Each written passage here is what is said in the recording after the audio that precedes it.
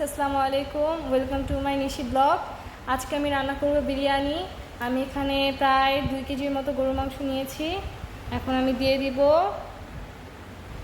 পেঁয়াজ,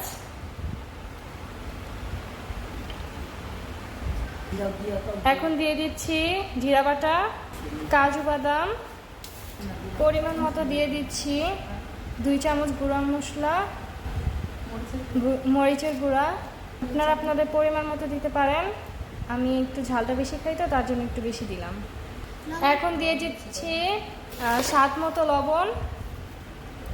এখন দিয়ে দিচ্ছি দারচিনি, গরম মশলা, পরিমাণ মতো ধনিয়ার গুঁড়া, আদা রসুন বাটা, দিয়ে দিচ্ছি গোলমরিচের গুঁড়া, দিয়ে দিচ্ছি টক দই,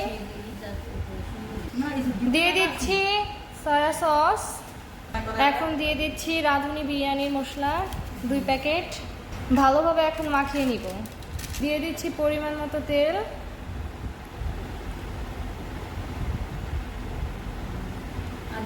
এবার চুলায় বসিয়ে দিলাম। মাংসটা হতে হতে আমি এখন চলে যাব পোলাও রান্না করার রেসিপিতে। পোলাও চালটা আমি ভালো করে ধুয়ে ঝরা দেওয়ার জন্য রেখে দিয়েছি। এটা এখন ঝরতে থাকুক। মাংসটা বলক চলে এসেছে। কিছুক্ষণ পর পর এভাবে ঢাকনা দিয়ে নেড়ে দিব।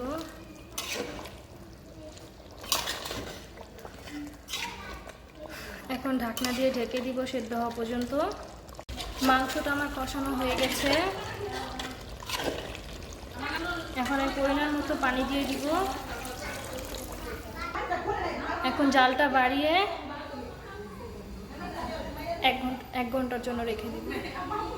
করার জন্য যে পাত্রে বিরিয়ানিটি রান্না করব সেটা আমি নিয়ে নিয়েছি। এখন দিয়ে দিচ্ছি তেল,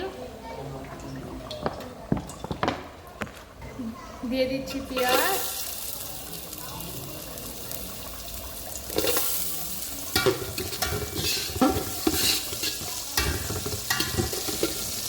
পেঁয়াজটাকে ভালো করে ভেজে নিব।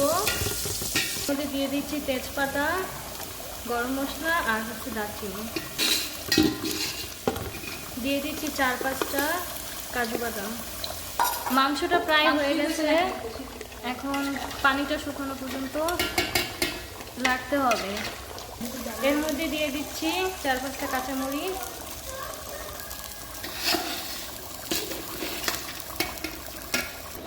মাংসটা হয়ে গেছে। এখন আমি পোলাওর ভিতরে মাংসটা দিয়ে দিব। এখন আমি দিয়ে দিব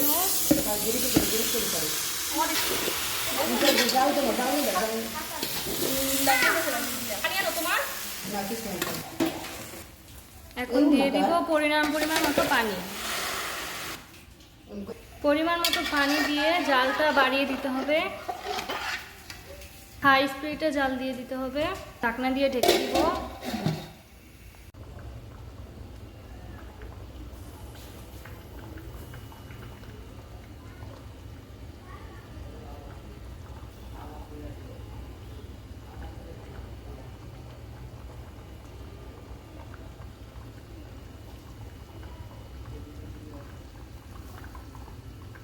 পানি শুকিয়ে যাওয়ার পর আমি বিরিয়ানিটাকে 10 মিনিটের জন্য ভাপে দিয়ে দিয়েছিলাম।